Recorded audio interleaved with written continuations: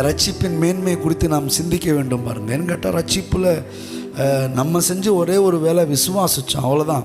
எல்லாவற்றையும் செய்து முடித்தார் என்று சொல்லி நம்ம விசுவாசித்த அந்த ஒரு காரியம்தான் நம்ம செஞ்ச செயல், நம்ம செய்த கிரியை.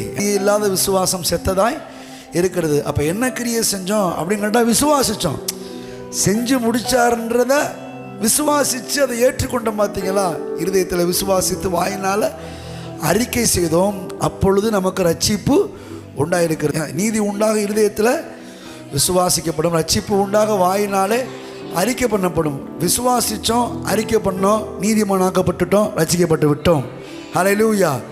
இப்போ இதற்காக அவர் என்ன செஞ்சாருன்னா, பல வருடங்கள் திட்டம் தீட்ட வேண்டியதாக இருந்தது, பல ஆண்டுகள் உட்கார்ந்து யோசிக்க வேண்டியதாக இருந்தது. ஆதாம் விழுந்து போன காலத்திலிருந்து அவனை மீட்பதற்கான திட்டத்தை தேவன் யோசிக்க வேண்டியது இருந்தது, கற்பனை செய்த வேண்டியிருந்தது. அதை எப்போ செய்யலாம், எப்படி செய்யலாம், யார் மூலமாக செய்யலாம், அதை எந்த அளவுக்கு செய்து முடிக்கலாம், அதோடைய ரிசல்ட் என்னவா இருக்கும். ஏன்னா நம்ம எடுக்க போகிற இந்த திட்டத்தில், இந்த ஒரு பெரிய பிளானில் சரியாக ஒர்க் அவுட் ஆகணும், சரியாக அதை செஞ்சு முடிக்கணும். அறகுறையாக செஞ்சு முடித்தா அதில் திருப்திகரமாக இருக்காது.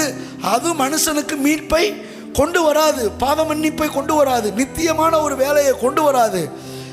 அப்படிப்பட்ட ஒரு பெரிய மீட்பை நாம் கொடுக்க வேண்டும் என்று சொல்லி, நித்தியமான மீட்பை கொடுக்க வேண்டும் என்று சொல்லி தேவன் திட்டமிட்டு அதற்கான ரிகர்சல் 4000 வருஷம். கையை தட்டுங்கன்ற கருத்து. ஹல்லேலூயா. அதற்கான சாம்பிள் தாங்க 4000 வருஷம்.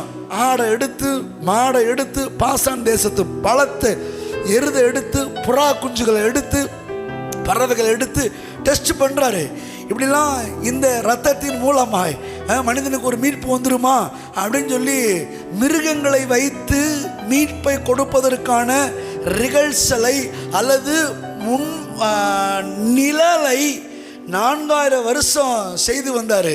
இப்போ கடவுளுக்கு ஒரு முடிவு வந்துருச்சு. பரவாயில்ல, இந்த மிருகத்தின் மூலமாய் நாம் கொடுக்குற இந்த மீட்பு, இந்த மன்னிப்பு ஒர்க் அவுட் ஆகுது. ஆனால் 1 வருஷம்தான் அது ஆகுது. என்ன பெரிய ஆண்டவர் பாருங்க. இந்த மீட்பின் வேலை மிருகத்தை வச்சு செய்கிறோம், அது ஒர்க் அவுட் ஆகுது. ஆனால் எத்தனை நாளைக்கு அது ஒர்க் அவுட் ஆகுது? 1 வருஷம்தான் அது ஒர்க் அவுட் ஆகுது.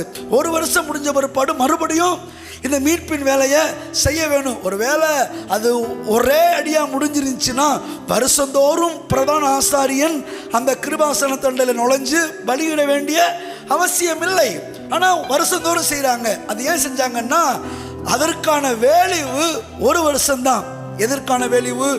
மிருகத்தின் மூலமாய், மிருகத்தின் இரத்தத்தின் மூலமாய்